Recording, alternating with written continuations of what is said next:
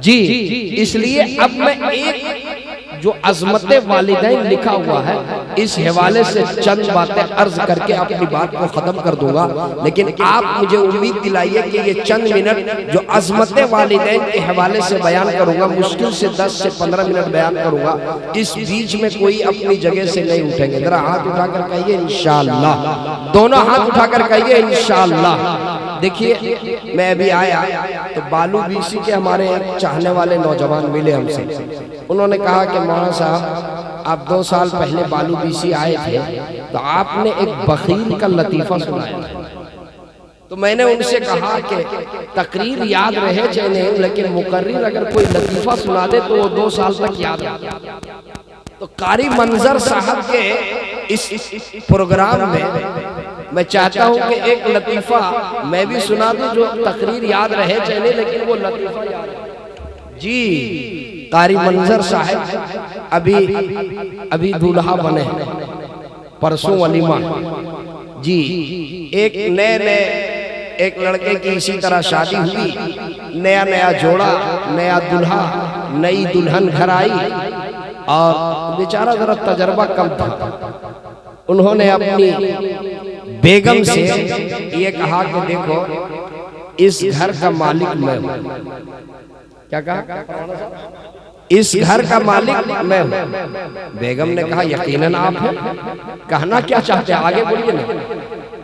कि घर में तीनों टाइम नाश्ता, दोपहर, रात के खाना पकाने से पहले मुझसे पहले पूछना, इजाजत, परमिशन लेना, क्या पका? कहा ठीक है, बताइए नाश्ते में क्या बनाओ? कहा आज नाश्ते में रोटी और दाल बना। दोपहर में क्या बनाओ? दाल बना। रात में क्या बनाओ? दाल बना। फिर दूसरे दिन पूछा, आज सरताज क्या हुक्म है? कि नहीं, दाल बना। फिर तीसरे दिन पूछा, जनाब आज क्या हुक्म है? कि आज भी दाल ही बना। तो चौथे दिन बेगम ने कहा कि जनाब एक ही दिन बता दीजिए ना कि इस घर में क्या रोज दाल ही पकनी है? कहा कि हाँ, मेरे घर में रोज दाल ही पकनी। ना अंडा बनेगा, ना मछली बनेगी, ना मुर्गी बनेगी, ना मटन बनेगा, ना गोश्त बनेगा। क्या बनेगा? बनेगी दाल काटी। अब दाल बनने लगी, 3 महीने तक लगातार दाल ही पकती रही। 3 महीने तक लगातार दाल। वो एकलौती बहन थी और उनके 4 भाई। एकलौती बहन थी और उनके 4 भाई। 3 महीने के बाद एक भाई मुलाकात के लिए आया अपनी बहन से। बहन की निगाह जब भाई के ऊपर पड़ी, देखिए भाई बहन की मोहब्बत बहुत होती है। बहन की निगाह जब भाई के ऊपर पड़ी तो बहन की आंखों में आंसू आ गए। आंसू वो बर्दाश्त नहीं कर पाई और छलक। और बहन को रोता हुआ देख करके भाई, चूंकि वो तो एकलौती बहन थी, भाई की आंख में भी आंसू। अब दोनों रोने लगे। थोड़ी देर के बाद भाई ने बहन से पूछा, बहन क्या बात है, इतनी तू कमजोर कैसे हो गई? कहा कि भाई आपने ऐसे घर में ब्याह दिला दी, ऐसे घर में शादी करा दी, यहाँ दाल के अलावा कुछ मिलती ही नहीं। दाल ही पर गुजारा हो रहा है। 3 महीना हो गया। कहा कभी सब्जी नहीं बनती कि ना, गोश्त मटन के कुछ भी नहीं, बस दाल। कहा बड़ी जालिम आदमी है, बहुत जालिम है। कहा अच्छा ऐसा है, इसका इलाज करेगा, इसका इलाज करेगा। वो गए उसी गांव में मेडिकल में, और मेडिकल से एक नशे की गोली ली, नशे की गोली। और नशे की गोली लेकर बहन से कहा कि रात के खाने में इसे दाल में डाल करके और अपने शौहर को खिला दे, और जिस दिन खिलाएगी उस दिन पहले फोन कर दे, उसका इलाज उसी दिन करेगा। चुनांचे वो दाल में नशे की गोली खिला दी और अपने भाइयों को फोन कर दी। चारों भाई तैयारी के साथ चले आए। ये नशे की गोली खा चुका था, ये मदहोश हो चुका था। अब चारों भाई आए। इन लोगों ने इलाज किस तरह से किया वो सुनिए। पहला काम ये किया कि जिस बेड पर वो लेटा हुआ था उस बेड, वो बेड जिस कमरे में था उसको उस कमरे से उठाया और दूसरे घर में ले जाकर रख दिया। पहला काम। दूसरा काम ये किया कि उसके ऊपर एक सफेद कफन नुमा कपड़ा उसके ऊपर लपेट दिया, कफन लपेट दिया। और तीसरा काम ये किया कि चारों भाई अपने चेहरे पर काला कपड़ा लपेट करके और कोड़ा लेकर के और चारों तरफ बैठे इंतजार में कि इसका नशा कब उतरे और फिर इसका इलाज करें। नशे की गोली खाई थी, कैसे इतनी जल्दी नशा उतरेगा? तकरीबन 2 बजे रात नशा उतरा। क्या बजे रात? 2 बजे रात नशा उतरा। जब नशा उतरा तो वो उठ के बैठा, परेशान हो गया। पहले देखा कि घर तो मेरा है ही नहीं, तो हम दूसरे घर में आ गए, ये कमरा मेरा नहीं। उसके बाद देखा कि मेरे ऊपर सफेद कपड़ा है। फिर देखा कि 4 आदमी हैं और चारों का चेहरा जो है वो लिपटा हुआ है। बहुत परेशान हुआ, पूछा पहले ये बताइए कि मैं कहाँ हूँ? ये घर तो मेरा नहीं है, मैं कहाँ हूँ? और ये कपड़ा कैसा है? और आप लोग कौन है? 3 सवाल। मैं कहाँ हूँ, आप लोग कौन हैं, ये कपड़ा कैसा है? तो उसमें से एक ने भाई ने कहा कि सुनो, अब तू दुनिया में नहीं है, अब तो दुनिया में नहीं है, तेरी मौत हो चुकी है, तू मर चुका और ये कफन है और हम चारों फरिश्ते हैं। अब तेरा हिसाब अभी शुरू होगा, तेरा हिसाब व किताब अब शुरू होगा। सबसे पहले हिसाब होगा अल्लाह की किन किन नेमतों से तू फायदा उठाया और किन किन नेमतों को तू ठुकराया। सबसे पहला हिसाब किन किन नेमतों को तुमने फायदा उठाया, किसको खाया और किसको तुमने ठुकराया। सबसे पहले ये बताओ कि तुमने हरी सब्जी खाई? कहा कि नहीं। कहा क्या खाया? कि दाल। कहा अल्लाह की नेमत हरी सब्जी, अल्लाह की नेमत हरी सब्जी तुमने क्यों नहीं खाई? इसको 50 कोड़ा मारो,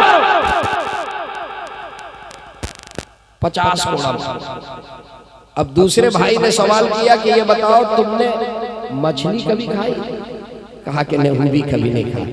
कहा ये मर्दू जन्नत की नेमत है मछली और इसने पूरी जिंदगी नहीं खाई, इसको 50 कोड़ा मारो, 50 कोड़ा मारो इसको। फिर तीसरे भाई ने पूछा ये बताओ कभी अंडा खाए? कहा कि नहीं खाए। कहा 50 कोड़ा मारो, अंडा क्यों नहीं खाए? और चौथे ने पूछा कि बताओ कभी तुमने मटन खाए? कहना वो भी नहीं खाए। कहा 50 कोड़ा मारो। लहमन तरिया, ताजा गोश्त, ये सब अल्लाह की नेमत क्यों नहीं खाए? कितने कोड़े हो गए? बोलिए ना आप लोग। 200। 2 कोड़ा में तो आदमी बेहोश हो जाता है, 200 कोड़ा लगने के बाद फिर वो होश में रहेगा? बस फिर वो बेड पे पड़ गया। सुबह 6 बजे रोजाना उठता था, 9 बज गया नींद नहीं खुल रही, 10 बज गया उठ ही नहीं रहा, 11 बज गया उठ ही नहीं रहा। बेगम आई और जरा सा हिलाई, कहा उठिए ना, क्या बात है आज नाश्ता नहीं कीजिएगा क्या? जब बेगम हरकत दी तो थोड़ा सा आंख खोला, थोड़ी देर के बाद फिर थोड़ी गुनोदगी दूर हुई, फिर आई, कहा उठिए ना 12 बज गया नाश्ता नहीं कीजिएगा। जब उठ के बैठा तो बेगम बोली जल्दी से उठिए, ब्रश कीजिए, फ्रेश हो जाइए, मैं जा रही हूँ आपके लिए देसी घी में बघार कर दाल पेश कर, देसी घी में बघार कर और दाल पकाकर आपकी खिदमत में लाऊं। लड़खड़ाते हुए आवाज से कहा कि इधर आओ, इधर आओ, इधर आओ, इधर आओ, इधर आओ। कहा क्या बात है? कहा कि दाल का अजाब बहुत सख्त है, आज रात मेरे ऊपर अजाब आया था, आज के बाद मेरे घर में दाल नहीं बनेगी, आज के बाद मेरे घर में दाल। क्यों? इसलिए कि दाल का अजाब बहुत सख्त है, आज के बाद मेरे घर में दाल नहीं बनेगी। हाँ, तो शादी के बाद कभी गलत हुकूमत चलाने की कोशिश नहीं कीजिएगा, वरना समझदार होगी तो इस्लाह कर देगा। माशाअल्लाह। कारी मंजर साहब ने आज का ये जलसा जो किया, इसका उन्वान इन्होंने रखा अज़मते वालिदैन कॉन्फ्रेंस। अगर आप, चूंकि मजमा ज्यादा नौजवानों का है, बड़ी जिम्मेदारी के साथ अज़मते वालिदैन पर मैं 10 मिनट गुफ्तगू करूंगा, लेकिन आपकी तवज्जो मेरे तरफ रहे। अज़मते वालिदैन, अल्लाह अल्लाह, जिनके वालिदैन हयात से हैं, मैं कहा करता हूं उनकी खिदमत कीजिए और उनकी दुआएं ले लीजिए, उनकी खिदमत कीजिए और दुआएं ले लीजिए। इमाम हक़ी ने ये लिखा है कि एक शख्स प्यारे आका सल्लल्लाहु अलैहि वसल्लम के पास आया, जरा तवज्जो, और कहा या रसूल अल्लाह, मैंने अपने माँ बाप की खिदमत किया। अल्लाह के रसूल, मैं जिस दौर से गुजरा था उसी दौर से मेरे वालिदैन भी गुजरे। जिस तरीके से बचपन में उन्होंने मेरी परवरिश की थी, अल्लाह के रसूल, उसी तरीके से मैंने भी उनकी खिदमत किया। ये बताइए, मैंने उनकी खिदमत का हक अदा कर दिया? प्यारे आका सल्लल्लाहु अलैहि वसल्लम ने फरमाया, नहीं। जब तुम बचपन में मोहताज थे, जब तुम्हारे वालिदैन तुम्हारी खिदमत कर रहे थे, तो तुम्हारी जिंदगी की वो दुआएं कर रहे थे, तुम्हारी जिंदगी की वो दुआएं कर रहे थे। लेकिन जब तुम्हारी वालदा या तुम्हारे वालिद जब फालिद ज़दा हो गए, जब उन्हें लकवा मार दिया, या जब वो बिस्तर पर पड़ गए, जब वो बोलो बराज करने लगे, जब उनके आज़ा और जवारे जवाब देने लगे, तुम तो उनकी खिदमत किए। जिस तरीके से उन्होंने तेरी खिदमत किया, तुम भी उनकी खिदमत करते रहे, लेकिन तुम्हारी जुबान के ऊपर अपने वालिदैन की जिंदगी की दुआ नहीं थी। तुम्हारी जुबान पर यह था, ए अल्लाह इन्हें पर्दा दे दे, अल्लाह इन्हें पर्दा दे दे। बेटा बेटा अगर लकवा मार दे, बेटा फालिद ज़दा हो जाए, बेटा बिस्तर पर पड़ जाए, कसम खुदा की माँ अपनी जुबान से कभी नहीं कह सकती अल्लाह मेरे बेटे को पर्दा दे दे। बाप कभी नहीं कह सकता अल्लाह मेरे बेटे को पर्दा दे दे। खुद कहना तो दूर की बात है, कोई अयादत करने वाले आने वाले शख्स को ये हिम्मत नहीं बूढ़ी माँ के सामने कह दे बेटे के बारे में अल्लाह इसके बेटे को पर्दा दे दे, अल्लाह इसके बेटे को पर्दा दे दे। खुद नहीं कह सकती और कोई दूसरा भी उसके सामने नहीं कह सकता। यही तो फर्क है। माँ बाप जब बिस्तर अदालत पे पड़ते हैं तो औलाद ये चाहती है कि अब इनको पर्दा मिल जाए, और जब औलाद बिस्तर अदालत पे हो तो माँ बाप कभी उनके पर्दे की दुआ नहीं मांगती, बल्कि माँ ये कहती है ए अल्लाह मेरे बेटे को जिंदगी दे दे, अल्लाह मेरी जिंदगी ले ले, तू मेरे बेटे को जिंदगी, मेरी जिंदगी ले ले अल्लाह, तू मेरे बेटे को जिंदगी दे। मेरे दोस्तों, प्यारे आका सल्लल्लाहु अलैहि वसल्लम, अल्लाह क्या उम्र थी? 6 साल। मुफ्ती साहब सिर्फ 6 साल उम्र मुबारक है।